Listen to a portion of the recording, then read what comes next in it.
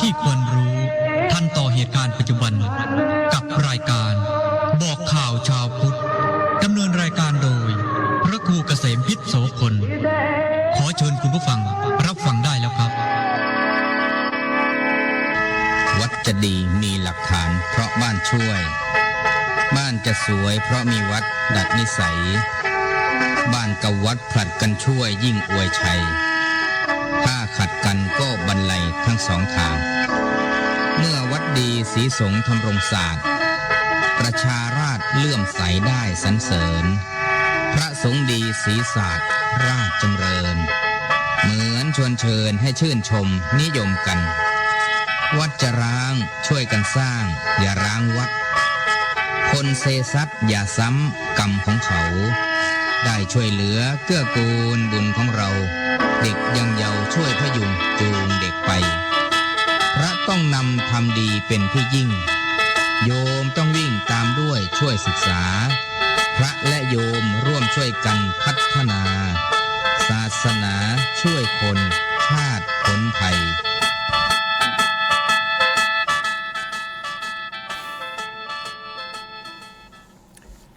ขอ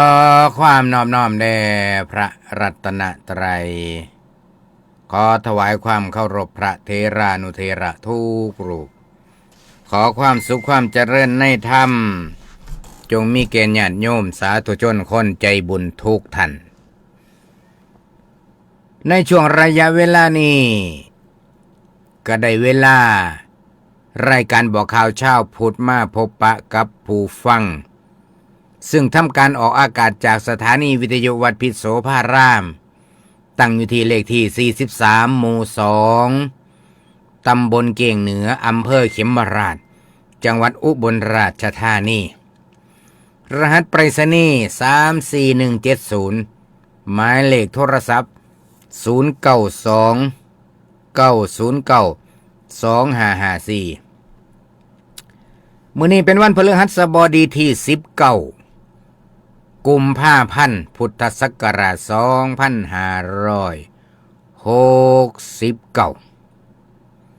เมื่อวานนี้เป็นวันนัดหมายกิจกรรมสถานีวิทยุวัดพิษโสภารามครั้งแรกในพ.ศ. 2569กะอิหยังก็ภาษาบ้านเฮาเพิ่นว่าใจพีใจว่อน เป็นบรรยากาศที่เงียบเงามีลมโชยเป็นระยะใบไม้หล่นขอกแขกมันก็เลยเป็นบรรยากาศที่ดลจิตดลใจเฮ็ดให้ความรู้สึกบางอย่างเกิดขึ้นเป็นอารมณ์อีกอารมณ์หนึ่ง ที่เป็นวาดคือคนสิมีความผิดหวัง ความรู้สึกอาตมานะโยมคือเป็นแนวนี้อาตมาวะมันเป็นจังได้หรือว่าญาติโยมสิมาบ่หลายบ่อาตมาก็คิดไปเด้คิดไปต่างๆหน้าเพราะว่าญาติศรัทธาญาติโยมบ่มาหลายญาติบ่มีญาติโยมมาร่วมแต่ความจริงก็บัดเทื่อถึงเวลาสายท่านศรัทธามาจากทิศทั้งสี่เพิ่นก็มาให้ความอบอุ่นมาเป็นกำลังใจก็อุ่นใจขึ้นมากในที่สุดก็กิจกรรมผ่านไปได้ด้วยดีพ่อใหญ่แม่ใหญ่แม่ป้าพ่อลุงอาวอาหน้าบ่าวลูกหลานลูกศิษย์ลูกหาทยอยกันมาทีละคน2คนนี่แหละเห็นในวิดีโอนี่มีลูกศิษย์อยู่กับหลายโล มีลูกศิษย์อยู่กับหลายโล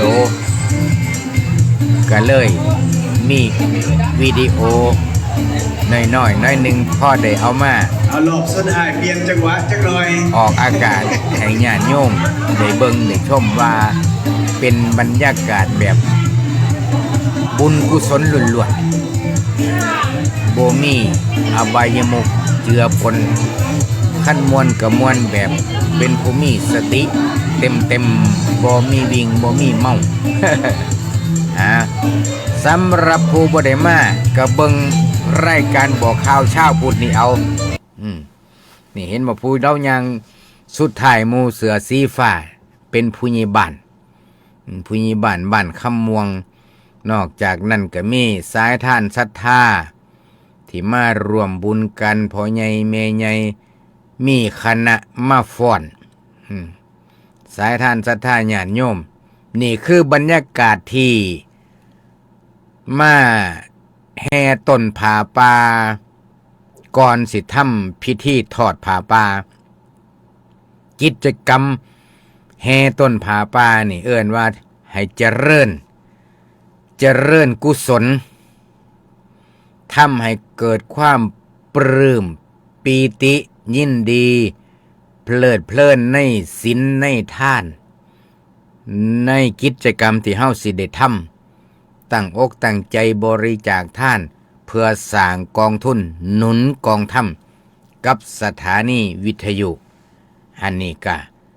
พ่อแม่พี่น้องญาติโยมนี่ก็ลูกหลานลูกศิษย์พากันมาตั้งโรงทานหลายโรงทานนะ6-7โรงทานล้วนแล้วแต่ว่ามีเจ้าภาพมาเองเจ้าภาพพากันมาเองโดยที่อาตมาบ่ได้ไปเชิญบ่ได้ไปขอร้องบ่ได้ไปบิณฑบาต ศรัทธาญาติโยมของญาติของโยมของลูกศิษย์ลูกหามีศรัทธามาเองเอิ้นว่าตามเกิดตามมีตามเกิดตามมีตามเกิดตามมีตามศรัทธาประสาทะก็เลยออกมาในลักษณะจังสี่ญาติโยมงานทอดผาป่าสถานีวิทยุหลังจากแห่ต้นผาป่าแล้วก็สิมีการแสดงธรรมเทศนาอยู่หนึ่งกันมีการแสดงธรรมเพื่อฉลองสายทานศรัทธาให้สายทานศรัทธาทั้งหลายทั้งปวงได้เข้าอกเข้าใจในเรื่องการบริจาคทานเข้าอกเข้าใจถึงในเรื่องการทอดผาป่าเพื่อสร้างกองทุนหนุนกองทัพมันเป็นแนวใดนะก็ได้รับความเมตตาจากพระอาจารย์เจ้าคุณพระราชวชิระรังสีรองเจ้าคณะภาคหนึ่งเจ้าอาวาสวัดหนังราชวรวิหารกรุงเทพซึ่งเพิ่นก็เป็นลูกศิษย์พระเดชพระคุณหลวงพ่อวัดพิษโสภารามมาก่อนได้มาแสดงธรรมให้ญาติให้โยมได้สดับรับฟังก่อนอื่นก็ต้องขออนุโมทนาบุญกับสายทานศรัทธาบางส่วนนะญาติโยมนะบ่ได้อ่านชื่อเบิดนะเพราะว่า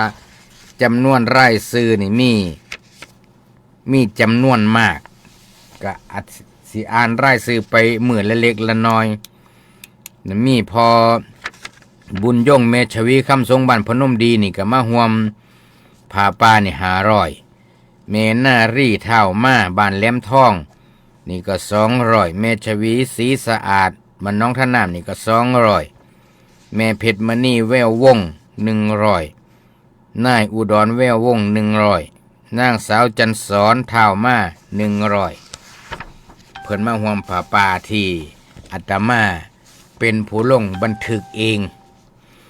ต่อมาก็มีแม่เยี่ยมบุญธรรมบ้านซอยพี่น้องทั้งบ้านซอยอำเภอพะนาเพิ่นก็มา แม่ซอยนี่300แม่นารีศรีท่าพง100แม่ลี่จัญญาเลิศ100แม่นวลชวีนาริน100แม่สำราญจัญญาเลิศ100แม่คำจันชัยขาว40แม่คณิธานันท์บุญธรรม100แล้วก็สายท่านศรัทธาวัดหน้าวาดตำบลน้องสิม2ใบเท่า420วัดวังม่วงตำบลน้องสิม3ใบเท่ากับ200แม่จำปีพลากรอำเภอโพไส้นี่ก็2ใบแดง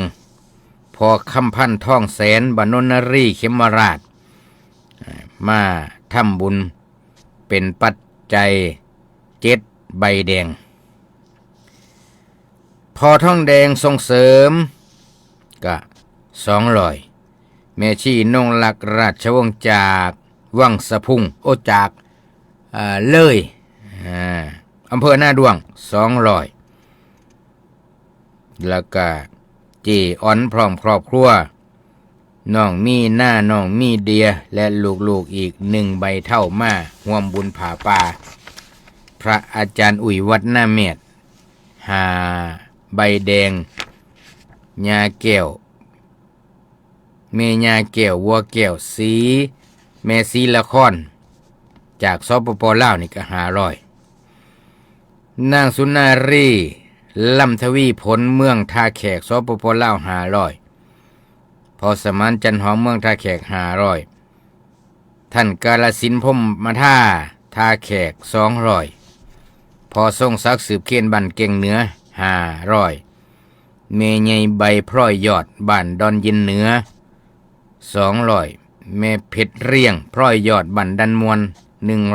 100แม่จันมีอุ่นจิตนี่ก็มาห่วมมาแต่เศร้ามาจังหันวัดแล้วก็มาเป็นเจ้าภาพรายเดือนละ1ใบแดงตลอด1ปีมาห่วมผ้าป่านี่ก็5ใบแดงแม่อรวรรณจันพรหมมา500แม่ถนอมผ้าหาบ้านหนองไผ่60แม่คำบอวรบุญญาบ้านพรเจริญ100แม่ราตรีกะ100มื้อนี้อ่านรายชื่อฮอดซ้ำนี่ซะก่อนเด้อสุดเอาอ่านผู้สุดท้ายก่อนนางสาวพันธิราพรสืบกำบันเก่งเหนือ1ใบเท่าพระครูภาวนาธรรมวิสุทธิ์หรือว่าหลวงตาสมพรวัดสุทธิวนารามอำเภอปากขาดนี่เพิ่นเป็นครูบาอาจารย์นี่ก็5ใบเท่าขออนุโมทนาบุญนำเจ้าภาพเจ้าศรัทธามื้ออื่นจังสิมาอ่านต่อให้ญาติโยมได้อนุโมทนาสาธุบุญนำแล้วก็ขออนุโมทนาบุญ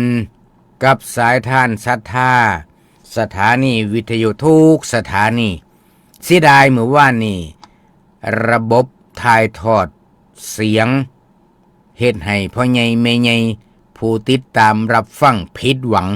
ต้องขออภัยเดี๋ยวอาตมาสิแก้ตัวใหม่โยมอาตมาสิแก้ตัวใหม่เด้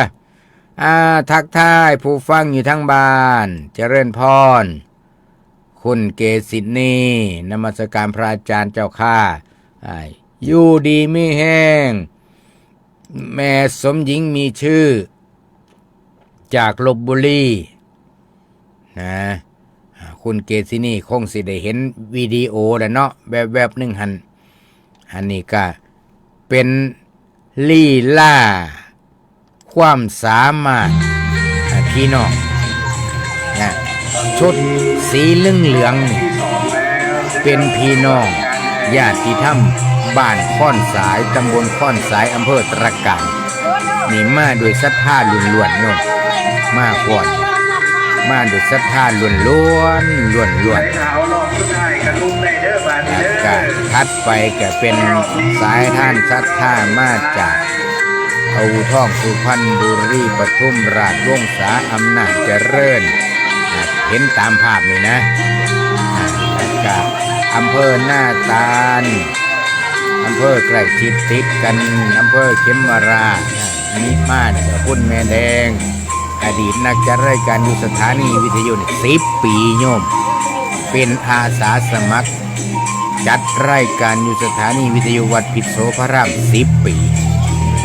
ต้องเที่ยวมาจัดรายการทุกวันอาทิตย์เป็นเวลา10 ปีโยมนี่คืออาสาสมัครแม่แดงนี่บ่ได้เรียนจบปริญญาบ่ได้เรียนจบวาทศิลป์แต่ว่ามีความรู้แบบปราชญ์ชาวบ้านมีความสามารถในการใส่วาทศิลป์ให้เป็นประโยชน์จัดรายการเปิดเพลงให้พี่ให้น้องให้ลูกให้หลานฟังได้นี่คือความสามารถเฉพาะตนญาติโยมนี่ก็สายท่านศรัทธามาจากทิศทั้งสี่พอออกไม่ออกบรรณาน้องทงนี่ผู้นำเฮ็ดปั่นเขาจีแซ่บหมู่ว่านนี่ จังหวะจังหน่อย แจกปั่นเขาจีไปประมาณ1,000 ก้อนโยมอาตมาใส่บาตรพระสงฆ์สามเณรอยู่ประมาณ70 กว่ารูปเศษแล้วก็มาแจกญาติแจกโยมอีกฮอดเที่ยงเบิดพอดี แจกก็บ่ได้แจกหน่อยเด้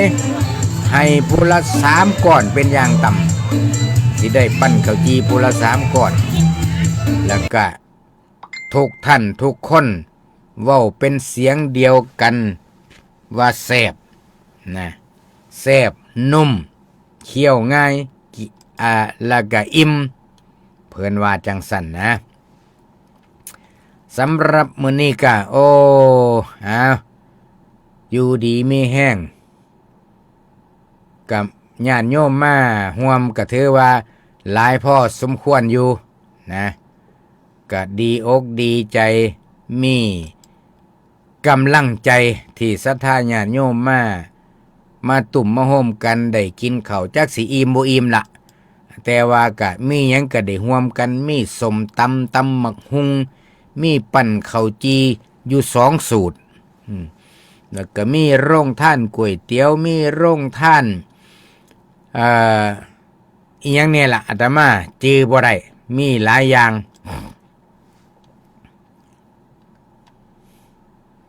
อันนี้ก็ใส่เวลาแห่ต้นผาป่าอยู่นี่ประมาณ50 นาทีนะรอบโบสถ์ศาลา3 รอบพอดีก็ได้เข้าสู่พิธีเป็นว่าทุกสิ่งทุกอย่างเวลาลงโตเป๊ะนะโยมวันเดิดที่จากฝรั่งเศสก็มาทักทายก็ขอทักทายไปทั้งพระอาจารย์สรายุทธครับตอนนี้ บ่ฮู้ว่าเดินทางไปฮอดไสแล้วอยากฟังความรู้สึกพระอาจารย์สรายุทธเด้คันบ่ลำบากอินโฟนเข้ามาในเด้อครับเด้อ เพราะว่าพระอาจารย์สรายุทธนำญาติโยมมาจากสุพรรณผู้สูงอายุก็มีพอโซเฟอร์กับผู้สูงอายุ ญาติโยมมานำผู้สูงอายุก็มีผู้อายุบ่สูงก็มีมานำกันมาเอาบุญนำกันนี่3 ปีซ้อนญาติโยมบางท่านก็กล่าวถึงข้าวจีแซ่บเพิ่นว่าเพิ่นบอกว่าอนุโมทนาบุญกับครูบาอาจารย์ทุกรูปอนุโมทนาบุญกับญาติกับโยมทุกคณะทุกท่าน FC เสียงเนอขณะนี้กำลังเดินทางไปไหว้พระธาตุนาดูนและเดินทางกลับเมืองสุพรรณบุรีขอให้เดินทางโดยสวัสดิภาพเดินทางมากกับวันหนึ่งมาทำบุญนี่กับวันหนึ่ง แล้วก็เดินทางพร้อมเมื่อวานหลังจากทอดพระป่าแล้วพระอาจารย์สรายุทธก็เดินทางไป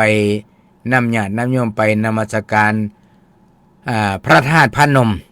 อยู่อำเภอพระธาตุจังหวัดนครพนมแล้วก็พัก ข้างคืนอยู่ใกล้ๆพระธาตุมีโอกาสมีเวลาได้ทำวัดสวดมนต์เจริญภาวนาตามอัตภาพเช้านี้ก็เดินทางตอนนี้กำลังไปพระธาตุหน้าดูนจังหวัดมหาสารคามนะที่ได้ไปจัดกิจกรรมประเทศสอดแจ้งเมื่อวันที่เท่าได้ผ่านมาแต่งแต่เดือนมกราลืมวันเวลาแล้ว อันนี้ก็เป็นกิจกรรมที่มุ่งสร้างบุญสร้างบารมีสำหรับผ่านมาก็มีโยมกรสวยเมื่อวันกับคณะโยมกรสวยกับผ้าเมป่าพอลุงเมใหญ่เดินทางมาร่วมกิจกรรมฟังเทศน์จนจบถอดผ้าป่าเสร็จสับเรียบร้อยกินข้าวเที่ยงน้ำกันก็ขอโมทนาสาธุการได้มาเห็นหน้าเห็นตากันได้รับความอบอุ่นนี่คือญาติธรรมญาติโยมนี่คือญาติธรรมแล้วก็ขออนุโมทนาบุญคุณโยมสุภัตราเฮงทีปลาจากนายช่าง นายช่างถวายความอุปถัมภ์รถยนต์พระสงฆ์ขอให้อยู่ดีมีแห้งเด้อที่ได้ห่วมบุญผ่าป่าสถานีวิทยุเรียบร้อยตามความปรารถนาถึงแม่นบ่ได้มาด้วยตนเองก็มาด้วยศรัทธาที่ประกอบไปด้วยปัญญาก็ขอให้เจริญในหน้าที่การงานสู้ขู่สู้คนสำหรับผู้ที่เจ็บไข้ได้ป่วยอยู่ก็ให้ทุเลาเบาบางซะผู้ป่วยนักก็ให้กลายเป็นเบาผู้ป่วยเบาก็ให้ส่วงให้เศร้าให้มีสุขภาพร่างกายแข็งแรงอยู่ดีไม่แห้งได้สร้างบุญบารมีกันโตไปนี่คือจังคณะเพิ่นแห่ต้นผาป่านี่ล้วนแล้วแต่มาด้วยศรัทธานะโยมนะทางสถานีวิทยุบ่ได้แจกซองผาป่าบ่ได้มีหนังสือเรียนเชิญเจริญพรท่านได้เป็นกรณีพิเศษบ่มีแต่เรียนเชิญทางวาจาเรียนเชิญทางวาจาโดยอาตมานี่แน่ดีโดแน่ผู้จัดรายการก็บอกข่าวเล่าบุญญาติธรรมไปผู้ที่เพิ่นมีโอกาสมีเวลามาได้เพิ่นก็มาผู้ที่เพิ่นมาบ่ได้แต่ว่ามีโอกาสทำบุญทำทาน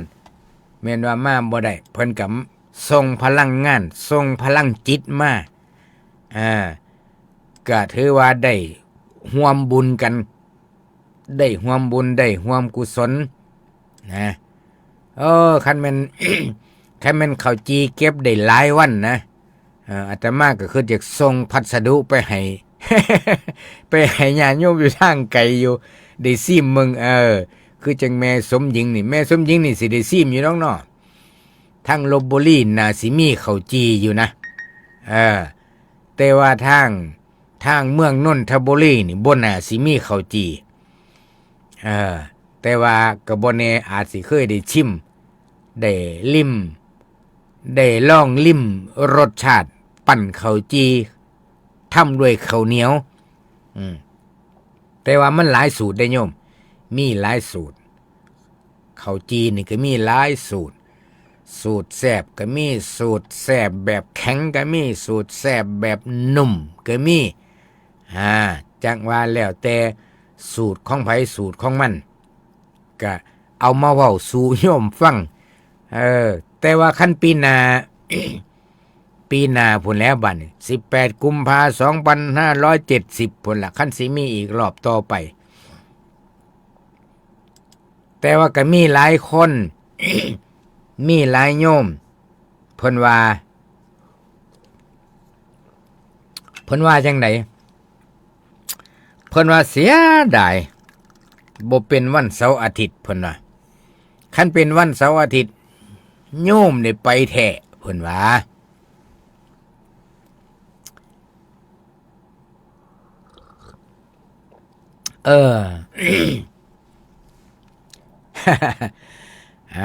ก็ขออนุโมทนาบุญ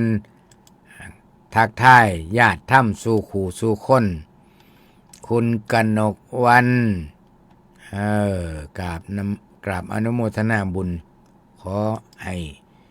จงเจริญงอกงามไพบูรณ์อยู่ดีมีแห้ง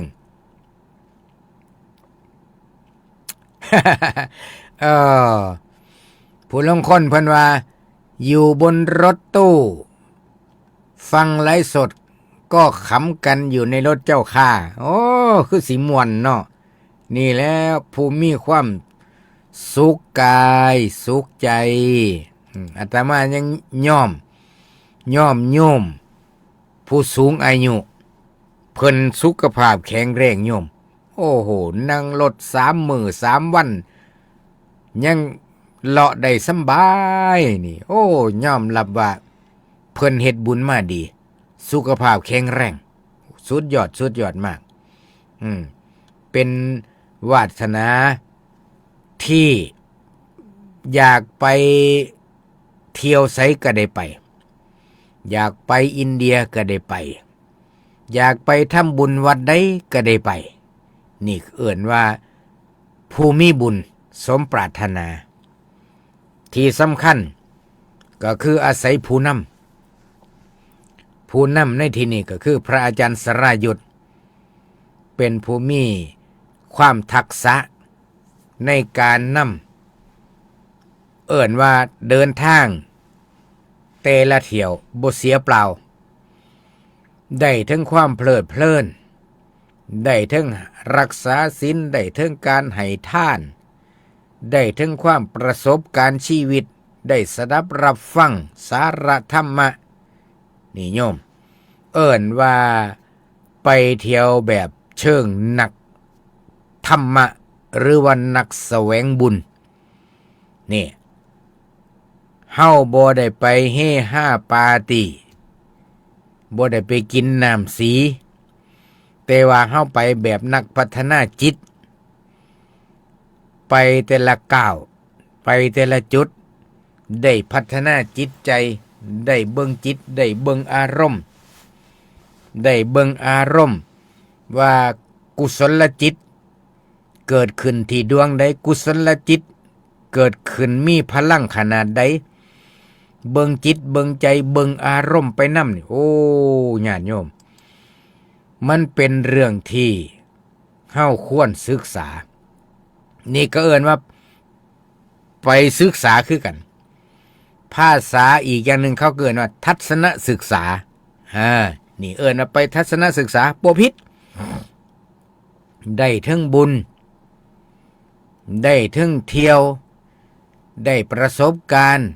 ตาดูหูฟังสมองคิดจิตจดจ่อสงสัยอะไรกะถาม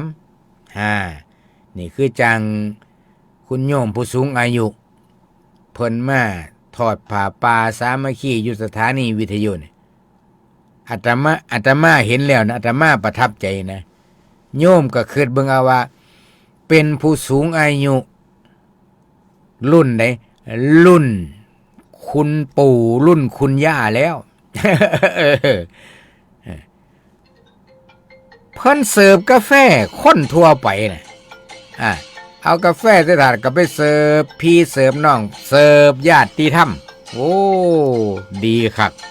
มีสายโทรศัพท์เข้ามาเจริญพร นมัสการครับ โอ้ยสวัสดีครับ สวัสดีครับ ดีใจหลายโทรมานี่กราบถวายความเคารพ ครับสาธุครับวาจาที่สดับรับฟังทุกลูกครับแล้วก็ถวายความเคารพขอบพระคุณอาจารย์พระครูเกษตรปิโตผลครับครับ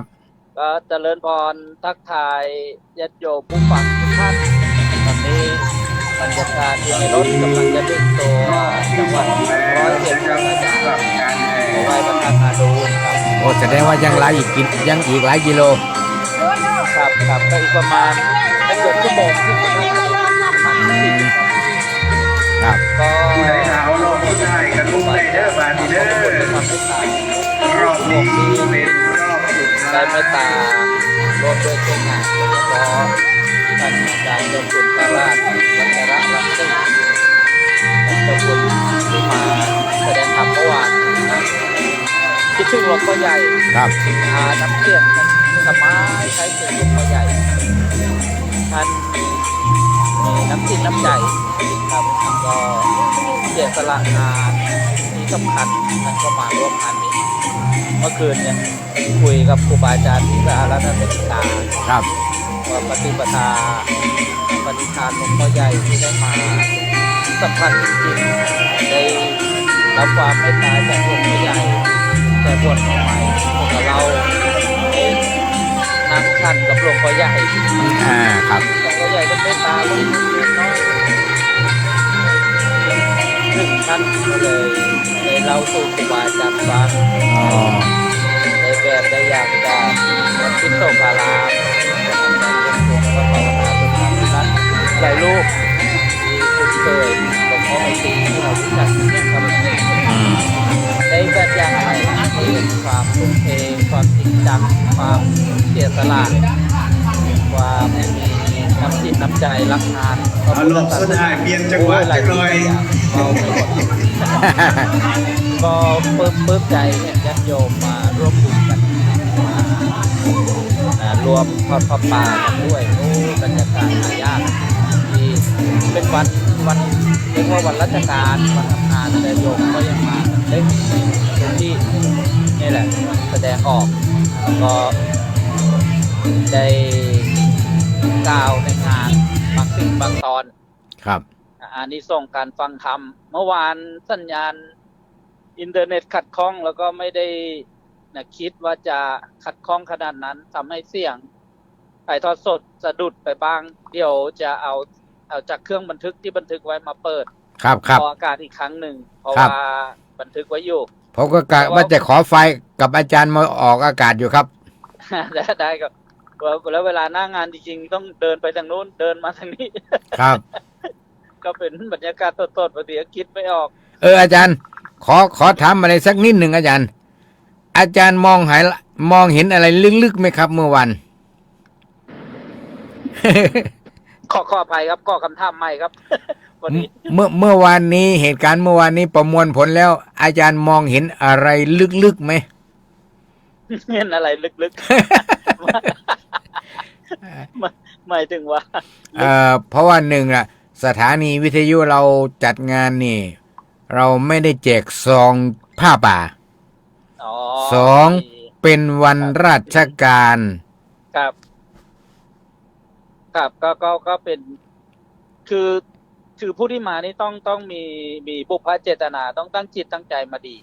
ครับ ต้องตั้งใจมาจริง ๆ ต้องเห็นความสำคัญจริงๆนะแล้วก็ที่เราไม่แจกเพราะเราทำงานสถานีวิทยุกระจายเสียงเป็นสื่อที่ส่งตรงนะระหว่างผู้ส่งสารก็คือสถานีวิทยุ ครับ ถ้าอีกประการหนึ่งถ้าเราไปแจกอาจจะแยกไม่ค่อยออกว่าอันนี้มาจากดาหรือ รอบที่สองแล้ว มาจากวิทยุกระจายเสียงนี่เป็นมุมมองหนึ่งที่สังเกตอันนี้ผู้มานี่แสดงว่ารู้จักรายการรู้จักผู้ดำเนินรายการรู้จักครูบาอาจารย์รู้จัก ผู้ใดหนาวรอบสุดท้ายกันลุกได้เด้อบาดนีเด้อ อะไรอย่างนี้ รอบนี้เป็น มาร บ อ อบ ก สุดท้าย โยมก้อนถ้วยยกตัวอย่างเนี่ย ครับ โซเชียลนะแม่ขอยาขอข้าวอะไรเงี้ยมีเพชรเลี้ยงส่งลูกชายกบมาอะไรเงี้ย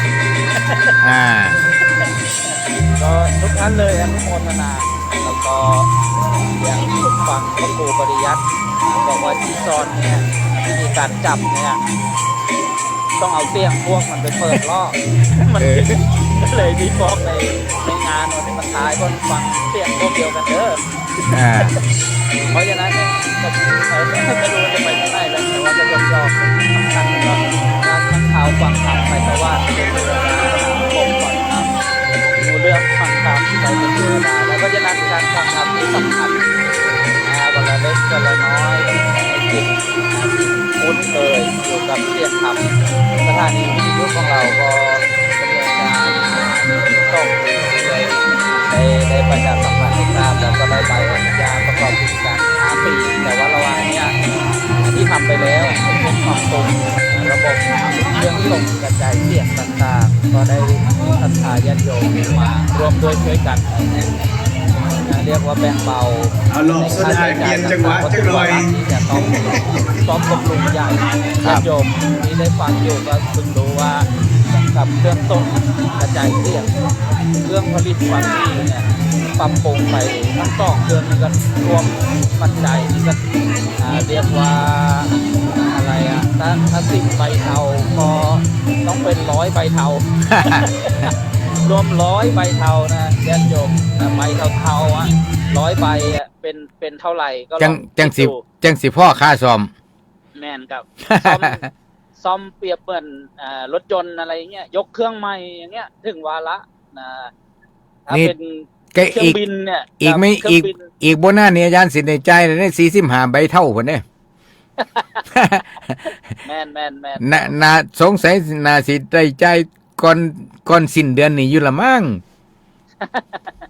นี่แหละก็ได้ศรัทธาญาติโยมมาร่วมด้วยช่วยกันเราจะได้มี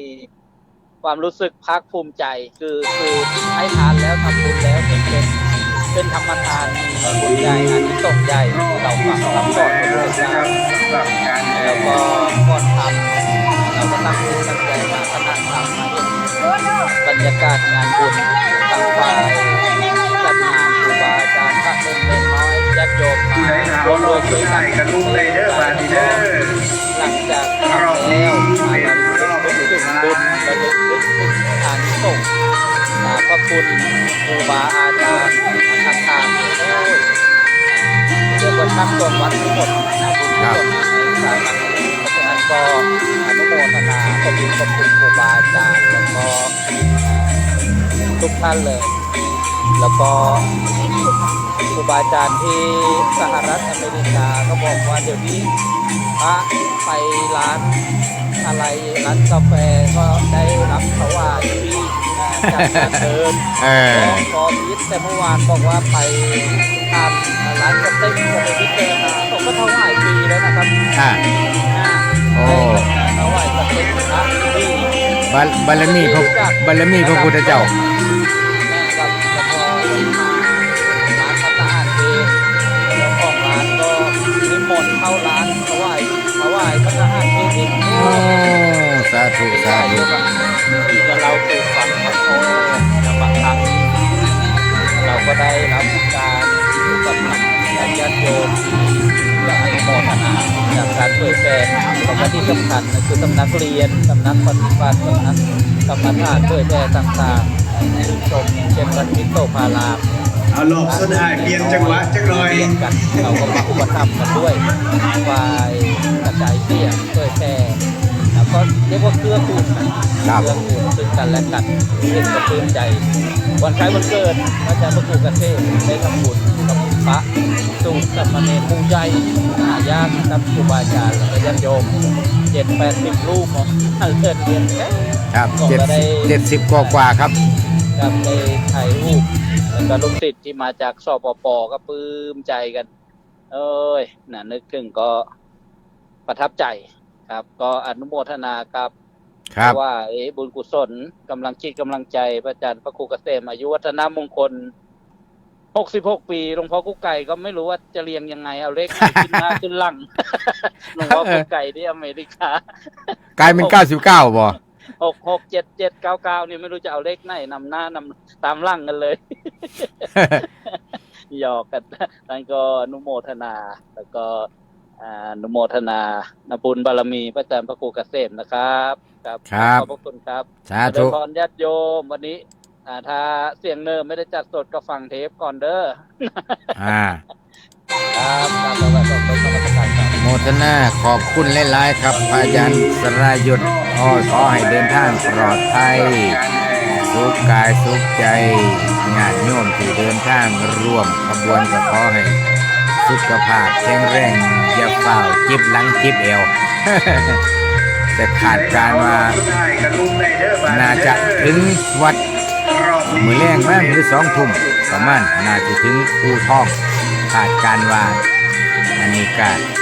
เป็นสีเป็นสันเป็นบุญเป็นมหากุศลญาติโยมพระอาจารย์ต้นได้มาซอยเหลือเกื้อกูลมานี่เป็นเป็นระยะเวลายาวนานหลายปีละไม่บ่มันสิ10 กว่าปีแล้ว18 ปีนะเกื้อกูลกันมาเที่ยวไปมาหาสู่กันติดขัดยังอาตมานี่ก็อโดหาเพิ่นทันที ภาพที่เห็นอยู่นี่คือสายท่านศรัทธาทั้งเบิดทั้งมวลอันนี้ถ่ายวิดีโอแบบย่อๆพ่อได้มาให้ญาติโยมเบิงเป็นเมืองนนท์อันนี้ก็เป็นลูกศิษย์ไล่การมาระยะยาวนานขอให้แต่ละท่านแต่ละคนนี่แหละหน้าตายิ้มแย้มแจ่มใสสู่คนมาเอาบุญกับจิตใจเบิกบานสำราญจิตสำราญใจอันนี้ก็เป็นกิจกรรมในทีละโยมปีละเทือในต้นปีช่วงในพรรษานี่กิจกรรมก็สิบ่ได้แห่จังซี่นะในพรรษาสิบ่ได้แห่แบบนี้ในฤดูกาลนี้ดินฟ้าอากาศมันบ่มีฝนก็มีการแห่ต้นผาป่าเพื่อสร้างบรรยากาศให้เจริญกุศลได้ให้สุขภาพร่างกายเอ็กซ์ไซส์บางคนก็นั่งรถมายาวบางคนก็นั่งมาหลายแล้วก็ยืดเส้นยืดสายจังน้อยก่อนสิทำบุญทำทาน อันนี้ก็แล้วแต่ละท่านแต่ละคนนะบางคนคันพ่อใหญ่แม่ใหญ่อีหลีกันกะบ่ไหวกะให้นั่งเก้าอี้รอเพราะว่าสุขภาพแต่ละท่านแต่ละคนบ่คือกันหาจังไดกะอันนี้โยมเพิ่นว่าจังไดนี่เพิ่นว่าน้อมจิตน้อมใจถวายตัวเป็นลูกศิษย์หลวงพ่อใหญ่วัดโสภารามเลยเจ้าค่ะสาธุโมทนาถือว่าเป็นญาติธรรมบันเคยสร้างบุญร่วมกันเอาแม่คำผ้าคำสวัสดิ์ของฝากขนมพอบ้านเพิ่นเอามาถวายเด้อวันนี้เด้อถวายเรียบร้อยแล้วเด็กแบ่งให้พระสงฆ์องค์เจ้าคนได้อยู่ได้ฉันขออนุโมทนาบุญนำงานทอดผ้าป่าปีนี้นะจากใจอาตมาหลายท่านหลายคนก็เคยเห็นหน้าเห็นตากันคือเก่าแต่ว่าเห็นหน้าเห็นตากันคือเก่าแต่ก็มีบางอย่างบ่คือเก่า เบิ่งสีหน้าผิวพรรณแปลกแตกต่างไปกว่าเก่าในจังหน่อยก็มีบางท่านก็บ่ได้มากแต่ว่าก็ฝากสายทานมากฝากไทยธรรมมากฝากจิตฝากใจมากโอ้ยอันนี้แต่มากับอีตนศาสตร์บางท่านบางคนโทรศัพท์มาบอกไปบ่ได้เด้อท่านพระครูย้ายมาบ่ไหวแล้วย้ายอยากมาแห้งจะย้ายไปบ่ได้ปีนี้อายุ92 ปีแล้วนี่บางคนเพิ่นว่าโอ้ยอาตมาตาสึก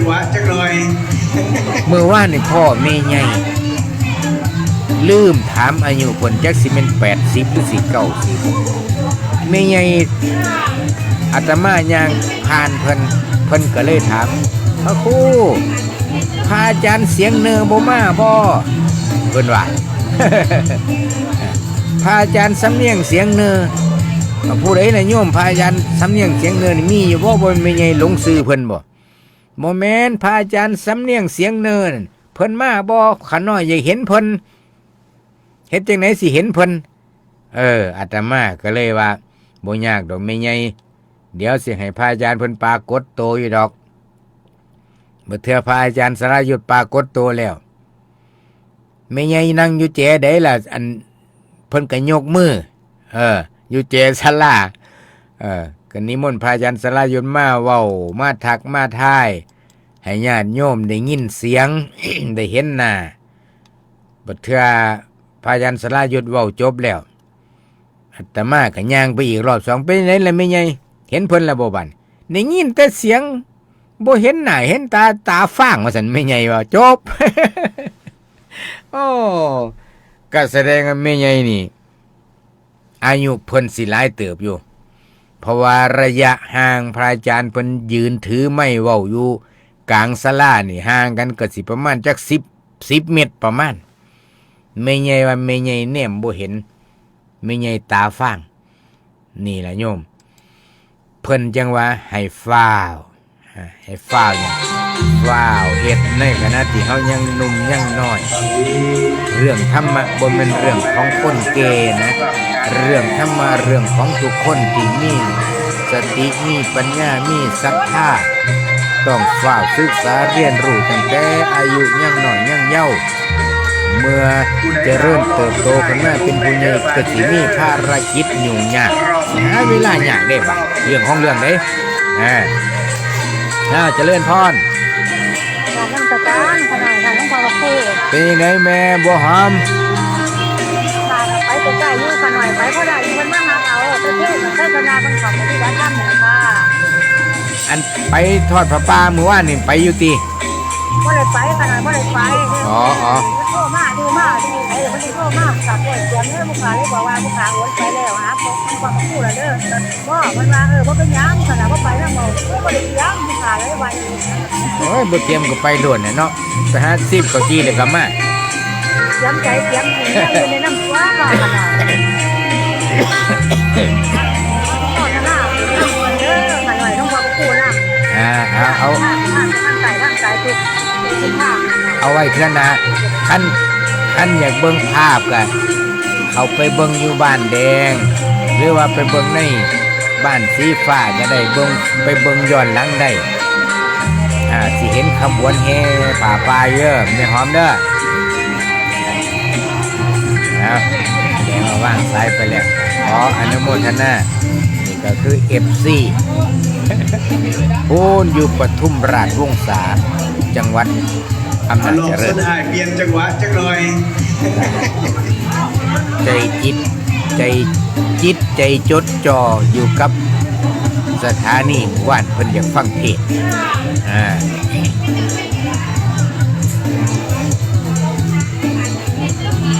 โยมวิไลฟังอยู่เนาะโยมวิไลเนาะมื้อนี้แต่มาก็สิถึกมีสายโทรศัพท์ต่อมาเจริญพร ขอหน่อยจัดการขอหน่อยท่านพระครูอยู่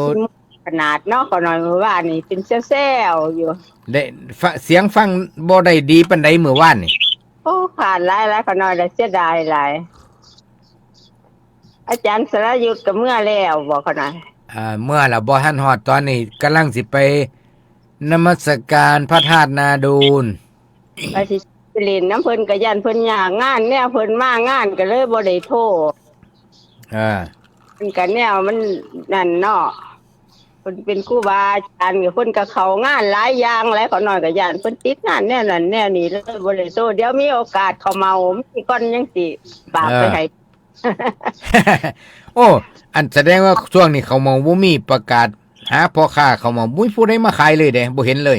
นี่คันมีขอน้อยแห้งซื้อแล้วอันเดี๋ยวนี่สกอนยังสิฝากไปนำมันอันนั้นเขาดอกบ่ยากดอกฝากใส่กล่องไปนำพวกสิฝ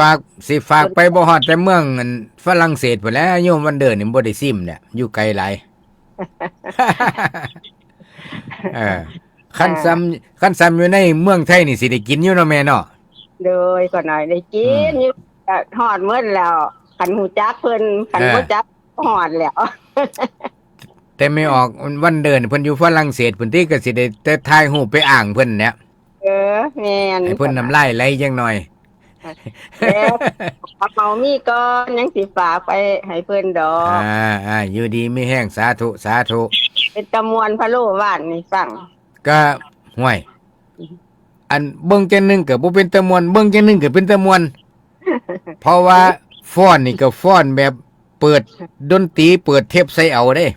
เสียงไม่ออกดังหลายเสียงไม่ออกนี่ โอ้ นี่ไม่ออกผู้หนึงเว้าพระเทศน์ก็ยังเว้าอยู่แบบๆๆ อ่า ๆคือสิแม่งน้อขอหน่อยวะ ดีใจอยู่ดอกที่ยังได้รวมเพิ่นอยู่ขอหน่อยขอน้อม สาธุสาธุเจริญพรก็เป็นอันว่า ผู้ที่มารวมงานทั้งเบิด คือแฟนพันธุ์แท้โดยตรงนะแล้วก็นี่โยมเพิ่นว่าพี่น้องมาจากสปปลาวน่ารักกันทุกคนเลยเจ้าค่ะเพิ่นว่าแสดงว่าเพิ่นได้พบปะกันได้เว้าได้คุยกัน ที่สำคัญก็สิได้ไปซิมกาแฟ กาแฟแซ่บนะลูกหลานมาแต่ทั้งพุ่นเป็นแม่ค้าขายกาแฟมาตั้งโรงทาน อยากให้พี่น้องใจบุญสุนทรท่านนี่ได้ดื่มกาแฟแซ่บๆดื่มเข้าไปแล้ว มันสดมันชื่นมันเจ็มมันใสหายง่วงเหงาหาวนอน แต่ว่ากินหลายก็บ่ดีเด้อล่ะกาแฟก็ได้นะครับเอาเป็นว่ามื้อนี้รายการบอกข่าวชาวพุทธเนื้อหาสาระมาบอกมากล่าวมาเล่าเหตุการณ์บรรยากาศมื้อวานนี้ให้ญาติโยมได้ฟังกัน ผู้ใดหนาว เจริญพร ได้เด้อบาดนี้เด้อ ฮัลโหล รอบนี้ ว่า โอ้ยข้าน้อยหลุดจะเป็นไงหรือเป็นอีหยังน่ะพวงว่าจะไปตั้งใจสักคักนะท่านพระพูดไปก็ได้ไปนะ เออ ว่า ว่าสิเฮ็ดผ้าป้าเขาโคตรได้ไปผู้ขาน่ะ จังว่าอันลูกศูนย์แห้งแล้วลิ้วเขาในบ้านเด็ดๆเขาไม่บ้านไม่โอนเครียดได้หันศูนย์ได้หัน โอ้ย แล้วไปโอน อย่าไปศูนย์ในศูนย์น่ะบุญมันหล่นหายได้ใหญ่ จังแล้วมันจะหายว่าไปคักนี่หรือบ่ได้ไปเว้ย เอา สิพา เอา อยู่หมู่ เอาไว้ ไปน้ำผู้ชา เอาไว้เทื่อหนาเมารถไว้ตั้งแต่เว้นบานนี่ จักแล้วจักสิไปหอดบ่ไปจักสิหอดพุ่นบ่หอดให้ท่านพ่อครู เอาอยู่มันฮ้อนแม่เอาคันบ่ได้ไปทอดผ้าป่าสถานีปีหน้ากูบ่ไปใส่ได้สู้ซั่นบอกลูกบอกหลานไว้ ลูกเขาก็ตั้งใจว่าสิพาไปคักได้ลูกก็ได้หมู่ว่าบ่มีผู้ไปนำดอกเขาเจ้าค่าบุญเพราะว่า อ๋อบุญอยู่กับบ้าน ไปแนวนี้บุญกับบ้านล่ะ อ๋อ ศูนย์ของบุญของหดนะท่านพ่อครู อ๋อ คนบุญหัวของหด อืม ของก็ตั้งใจไว้มาได้ดูดแล้วเนาะว่าสิไปคักนี่ ฮะ สิฮอดวินาศวินัยผู้ตายผู้เด็ก เอาไว้เทื่อหน้าก่อนยายบ่ทันเป็นหยังดอกบ่ทันเป็นหยัง เอาอายุมันคนยืนสุขกายสุขใจสำหรับมื้อนี้ก็ขออนุโมทนาบุญนำสู่ขู่สู่คนเด้อสำหรับมื้อนี้ก็ขอเจริญพร